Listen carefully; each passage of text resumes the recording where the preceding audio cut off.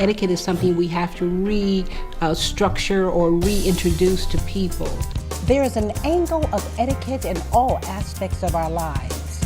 At work, at home, business, social, school, play.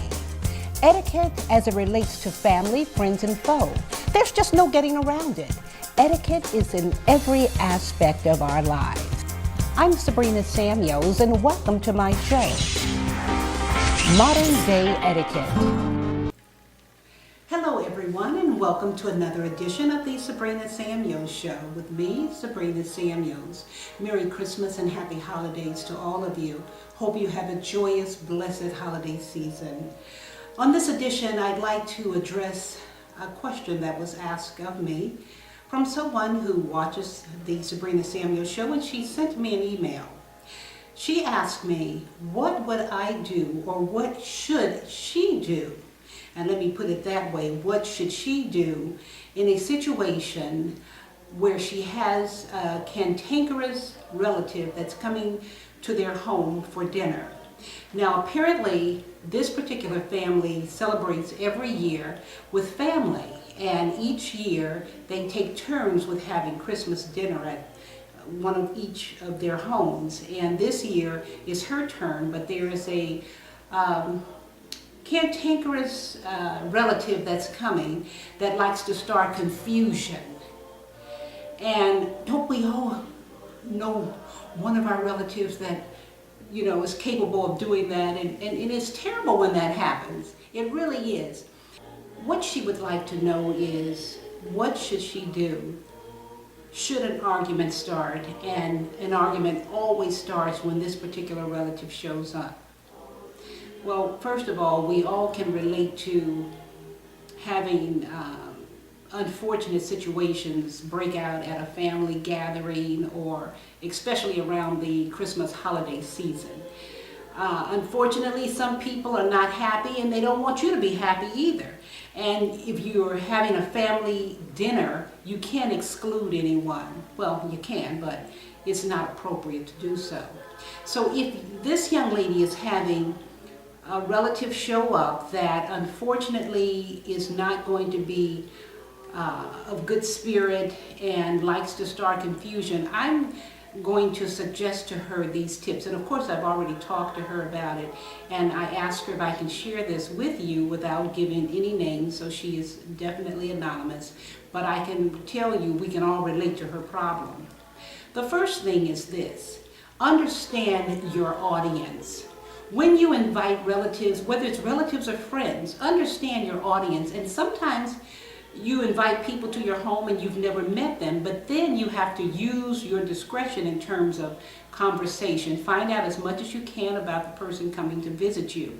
But in the case of a family member, you know who your family members are, and you know what they're capable of doing in terms of either good or bad. So know your audience. Know what ticks this particular person off, or what might disturb this person or make this person begin to rant and rave. Don't bring up the past in terms of experiences that might bring negative feelings upon people, because it might trigger one person to say something, and then it might trigger this other person to start saying something, and the next thing you know, an argument ensues. You want to be so very careful with the conversation.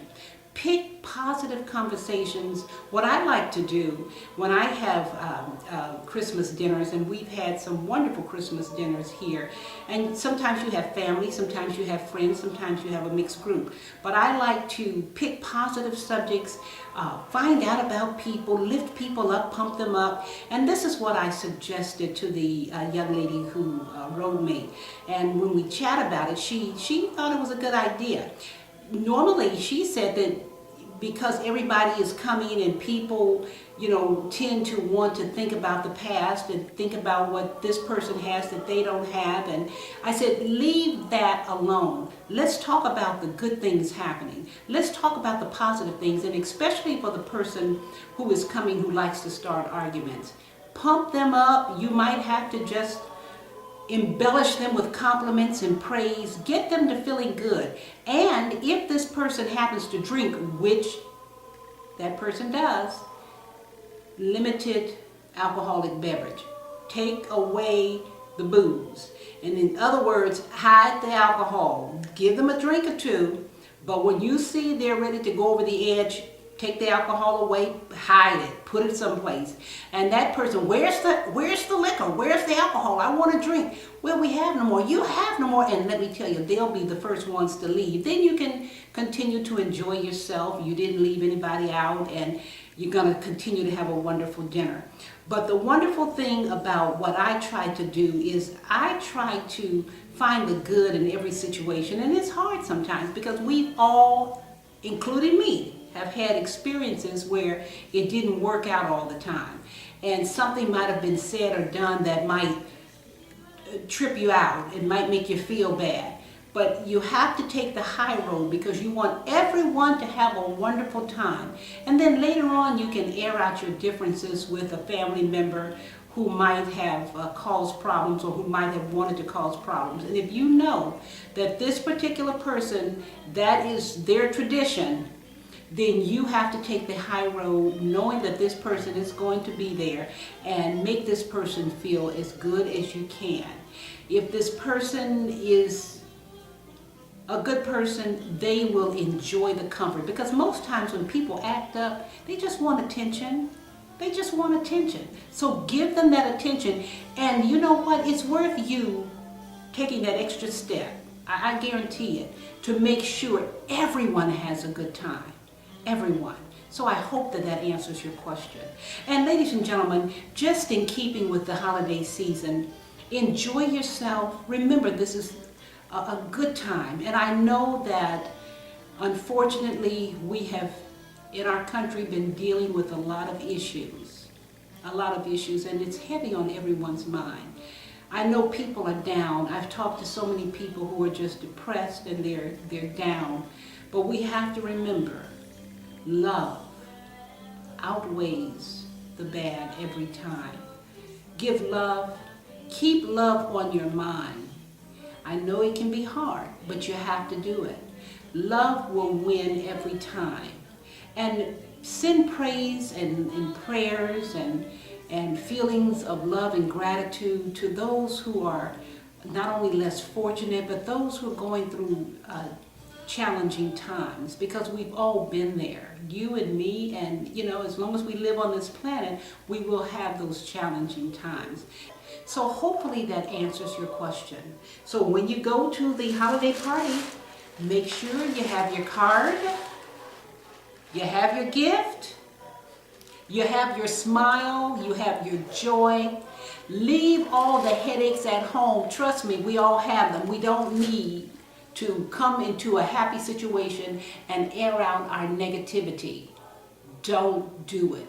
Make it a good time for everyone. Bite your tongue, hold your tongue, ladies and gentlemen.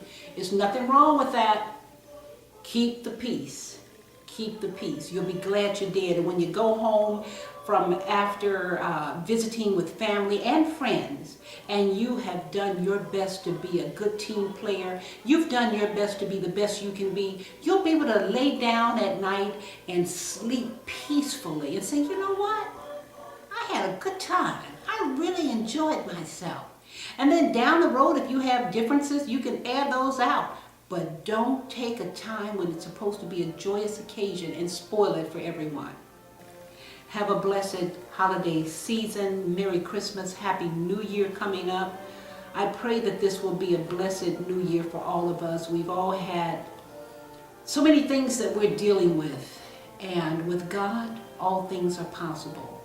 Fall on your knees and be thankful. Be thankful for the little things, the big things. Be thankful for everything. Count your blessings one by one. Count your many blessings and see what God has done. You know, sometimes we look at others and then we equate where we are with where other people may be. But what we need to do is be thankful right where we are, because there's a little slice of heaven in everything and in everyone. So remember, when you have an opportunity to go to my website. And here's what I'd like to ask you to do. I'm getting wonderful questions and comments, and people are commenting on my YouTube channel, and that's so wonderful to me. I can keep your name anonymous. Don't worry, I don't give any names. If you want me to, I will. Until next time, I'm Sabrina Samuels, wishing you love, peace, happiness, and divine order. A blessed season to you. Bye now. Modern day etiquette.